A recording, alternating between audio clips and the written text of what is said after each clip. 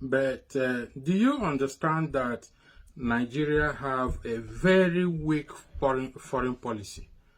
If you do your research well, you will understand that the foreign policy that made Nigeria to lose Bakassi have not been revisited.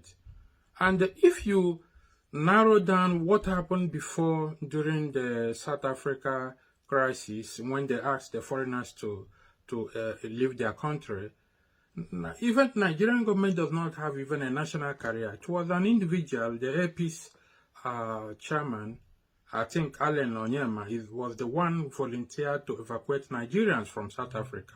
So now you are talking about the evacuation of the Nigerian students in Ukraine. And do your research well. You will understand that majority of those students are sons and daughters of Nigeria political elites. So it's not like Nigerian government are trying to, help Nigerian students to evacuate them, but because they are sons and daughters of the political elite in Nigeria, that is where they send their children to go to school. Most of them went there to read medicine, and some of them are engineers. That is the reason why you see Nigerian government trying to make some efforts to go evacuate them. Otherwise, to be frank with you, Nigeria have a very weak foreign policies. So it's not that, look at few days during this Ukraine crisis, the federal government announced the bid for people to come and build a nuclear plant. Nuclear plant that tomorrow may fall at the hand of Boko Haram. Even the Boko Haram sometimes go to Nigerian barrack and defeat the army barrack. Then how do you expect, what kind of security do you put when you have such a nuclear plant you are asking people to build?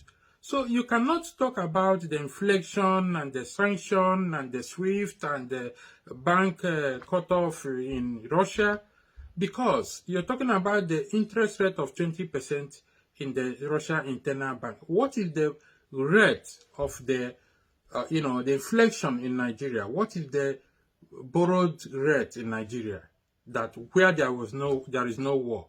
So you cannot compare apple and orange. When you come to foreign policies, international law, international humanitarian law, international human rights law, you cannot compare, this issue together with what is happening in Russia. So African governments have nothing, no moral right to say anything of what is happening in Russia, because they have a lot to do.